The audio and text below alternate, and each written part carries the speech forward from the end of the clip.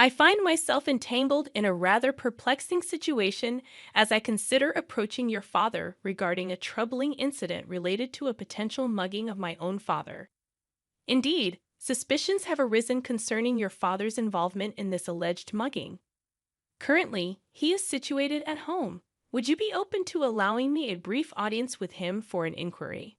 The police officer displayed a momentary sense of bewilderment in response to my request, his expression betraying a subtle confusion. Despite this, he eventually agreed, stating, "Please, let me see him." Consequently, I led the police officer into the confines of my home, unlocking the door to reveal my father's presence. Upon beholding my father, the police officer was visibly taken aback by the unexpected revelation. This incident transpired a few months ago, and as I reflect upon it, I feel compelled to share a bit more about myself. My name is David, and I am currently a fourth-year university student. Despite my aspirations to work for a prominent company, there lingers an unresolved dilemma within me. The decision revolves around whether or not to inherit my father's company. You see, my father holds the esteemed position of president at a modest factory. During my formative years, I harbored a desire to follow in my father's footsteps, aspiring to become a president like him.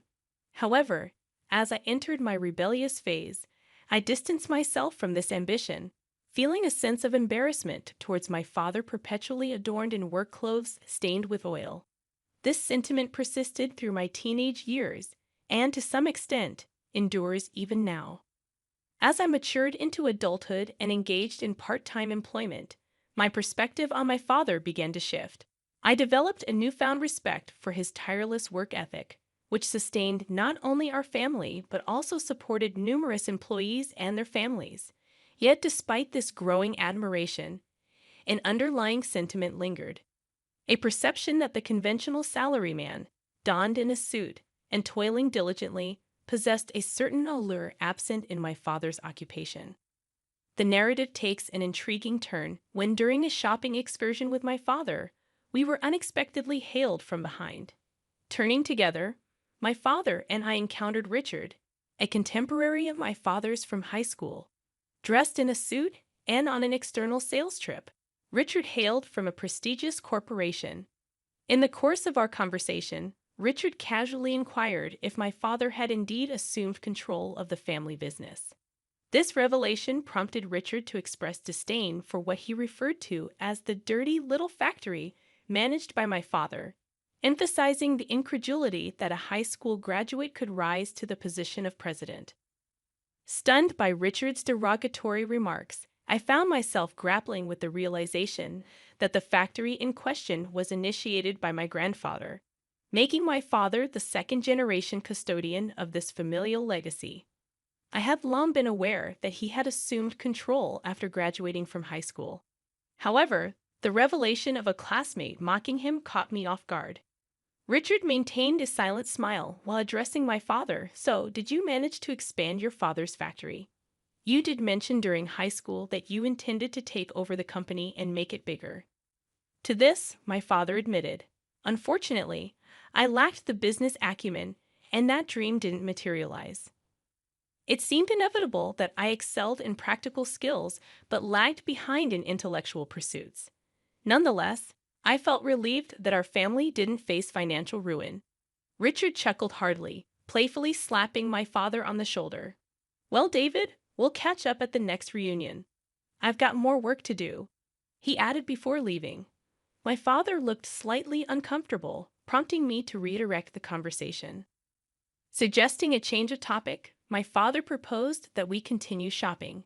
At that moment, I couldn't shake the feeling that my father's work had been belittled without any response from me. The internal debate about whether to take over my father's company or pursue a career at a prestigious corporation leaned decisively toward the latter. A few weeks later, fate intervened as my father's alumni association event took place at the bar where I worked part-time. Despite the bustling atmosphere, I managed to serve at the table hosting my father's gathering. Fulfilling my duties silently, I approached the room where the alumni association was held. My father warmly greeted me, introducing me as his son to those present. Though similar in appearance, I maintained a serious demeanor, responding awkwardly to the teasing of my father's inebriated classmates. Richard, seated nearby, noticed our interaction and remarked, "We met recently too, David, right? Are you planning to take over your father's small factory?" This question added another layer to my ongoing contemplation of my professional path. When I truthfully admitted to still contemplating my decision, an unpleasant alcoholic breath emanated from Richard, leaving me repulsed. Boisterously, he exclaimed, "Stop it. Your father's company is nothing extraordinary. David should consider working for a company like mine instead of inheriting such a lackluster business." Despite his inebriated state, Richard proceeded to boast about his professional achievements, narrating a career history that began as a mere assistant but now claimed the head of accounting position. A sense of unease crept over me as I sensed discrepancies in his narrative. I sensed that something was amiss, but I chose to keep my concerns to myself, wary of potential complications that might arise from challenging him. My father, on the other hand, seemed unfazed by Richard's inebriation, and, in fact, found the situation amusing. With a lighter mood due to his own inebriation, he asked Richard about changes in his department since their last encounter a few weeks ago. Questioning the sudden shift from sales to accounting, my father caught Richard off guard. Eventually, Richard admitted to an abrupt transfer, asserting that sales wasn't his forte. However, my father pointed out the incongruity in Richard's story, revealing that the company Richard proudly spoke of had actually been absorbed by a foreign corporation, with its accounting department relocated overseas. Laughter erupted among the party attendees as Richard, now embarrassed and regretful, attempted to save face but ultimately decided to leave the gathering with heavy footsteps. Witnessing my father's ability to address the uncomfortable truth that others had noticed but hesitated to mention, I found a sense of pride in his candor, even in his intoxicated state. As half a year passed since that incident, my internal dilemma regarding whether or not to take over my father's company only intensified. The confusion deepened with each passing day, leaving me uncertain about the path I should pursue. One day, while relaxing at home, the intercom interrupted my contemplation. In the absence of my mother, I answered the door to find a visitor in uniformed clothes identifying themselves as a police officer. Surprised and apprehensive, I responded with a stiff voice, wondering if I had inadvertently committed some transgression. The police officer then brought up a purse-snatching incident, expressing a need to inquire about the matter with my father. The mention of such an incident left me puzzled, and I began to wonder about the unfolding events that seemed to add further layers of complexity to my already tumultuous life. Indeed, the enigmatic cloud of suspicion had descended upon my father, casting a shadow over our tranquil abode. The air thick with uncertainty, I found myself face to face with a stern-faced police officer bearing the weight of an accusation that seemed inconceivable. Inquiring about my father's whereabouts, the officer, with an air of professionalism, sought confirmation of his presence within our home. The exchange took an unexpected turn as the officer, grappling with the perplexity in my tone, requested to lay eyes upon my father. Navigating the corridors of my dwelling, I ushered the law enforcement representative into the sacred space of our familial sanctuary, a room adorned with a Buddhist altar and a photograph capturing the essence of my late father's spirit. In the ensuing revelation, I divulged the heartbreaking truth to the officer that my father had met an untimely demise in a tragic traffic accident. The officer, displaying empathy amid the unfolding tragedy, extended condolences for the loss.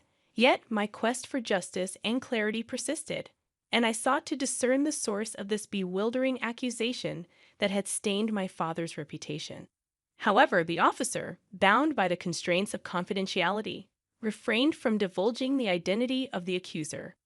Apologies flowed from the lips of the officer as he departed, leaving me grappling with an unsettling sense of confusion and the nagging question of who had leveled such a grave accusation against my departed father.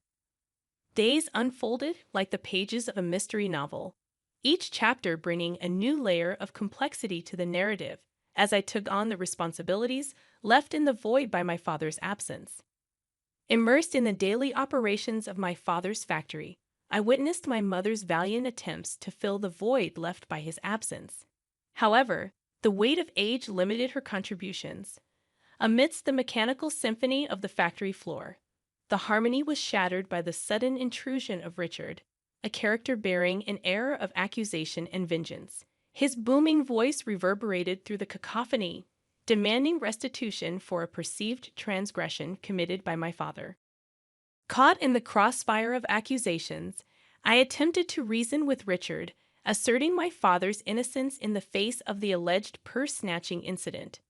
The atmosphere within the factory shifted, with the ceaseless hum of machinery giving way to hushed whispers and curious glances exchanged among the employees.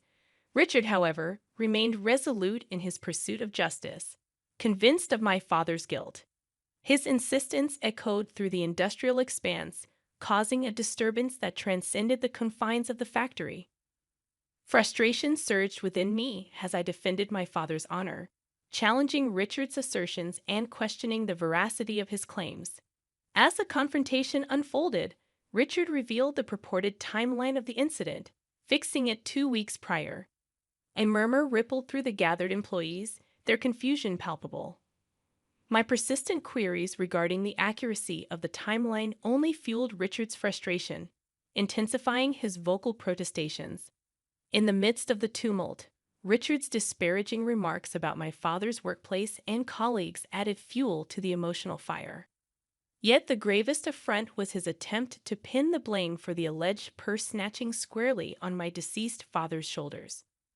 My chest tightened with a mix of anger and sorrow as Richard persisted in his accusations, seemingly oblivious to the irrefutable truth, eliminating the fact that my father, the subject of this tumultuous ordeal, had met his end in a tragic traffic accident a month prior. The realization hung heavy in the air, a poignant reminder of the fragility of life and the injustice faced even in death. Richard appeared as though he had ingested an entire pigeonhole, and with an amused expression he muttered, "Ha!" Undeterred, I pressed on, questioning the incredulous accusation he had just hurled in my father's direction. How could my father snatch purses when he passed away just 1 month ago? Perhaps there wasn't any purse snatching at all, I asserted. However, my skepticism wasn't merely based on the recent events. It was rooted in the knowledge I had gained during our class reunion.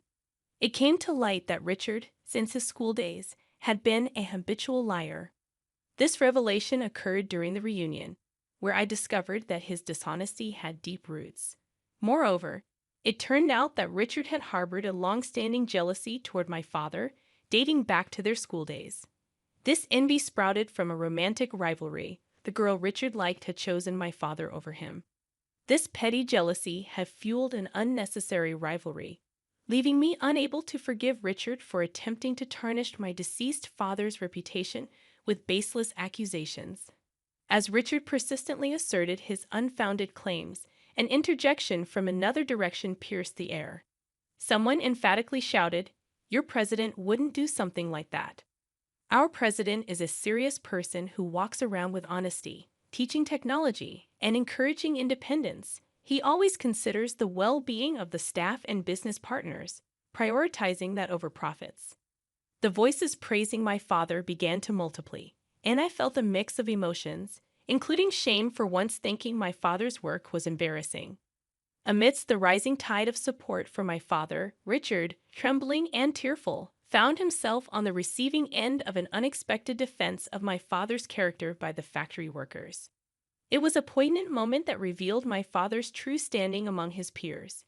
In the aftermath, I dealt the decisive blow to Richard by pledging to consult with the police over his false accusations against my father. Overwhelmed and unable to counter the mounting evidence, Richard raised his voice and fled the factory. True to my word, I reported Richard's false accusations to the police, supported by a recording of his statements made by a thoughtful staff member during the heated confrontation. The presence of irrefutable evidence expedited the legal process, leading to Richard's swift apprehension. His attempt to frame my father backfired, transforming his lie into a crime for which he paid a penance in jail. The relief I felt was palpable, knowing that Richard had received the comeuppance he deserved.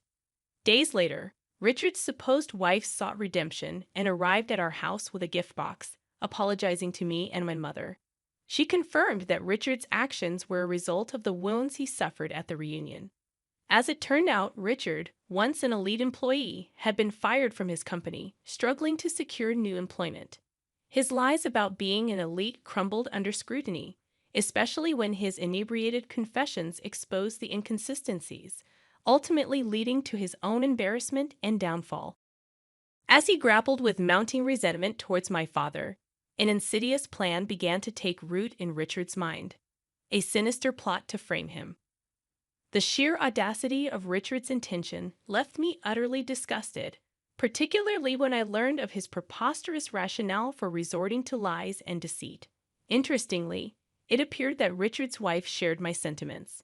She confided in me, expressing her profound disappointment in Richard's actions and revealing her intention to initiate divorce proceedings.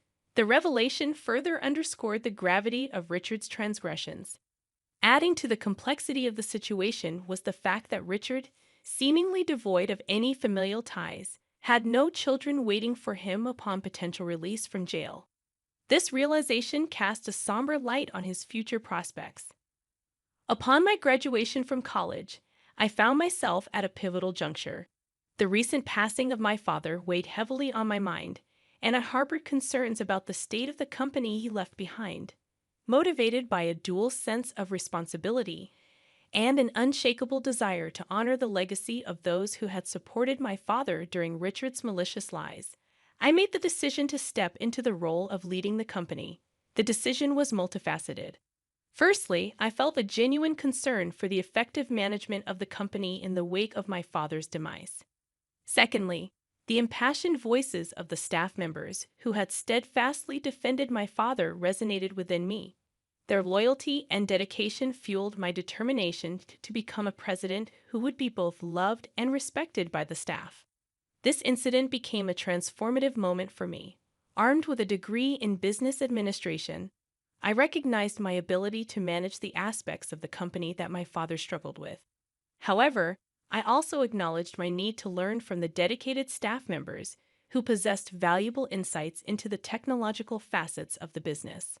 The staff members, driven by a collective sense of loyalty and compassion, willingly imparted their knowledge to me, often emphasizing that their efforts were for the sake of my father. Their anecdotes painted a vivid picture of my father's greatness, and with each story, I grew more appreciative of the man he was. Confronted with the realization of my father's true worth, I found myself expressing remorse for not having recognized his greatness while he was alive. Speaking to his portrait after work, I couldn't help but feel a sense of shame as I looked at my oil-stained self. Yet, I began to view those stains as tangible evidence of my father's tireless work ethic. Determined to honor my father's legacy, I pledged to become a president who mirrored his virtues. I was resolute in my commitment to make his dream of expanding the town factory, a legacy passed down since my grandfather's generation, a reality. Addressing his portrait once again, this time with newfound determination, I spoke of my aspirations and felt an ethereal connection, as if my father were smiling down upon me. From that moment forward, I dedicated myself to working tirelessly, aspiring to become a president worthy of my father's legacy and realizing his dream of expanding the family's factory that had endured through generations.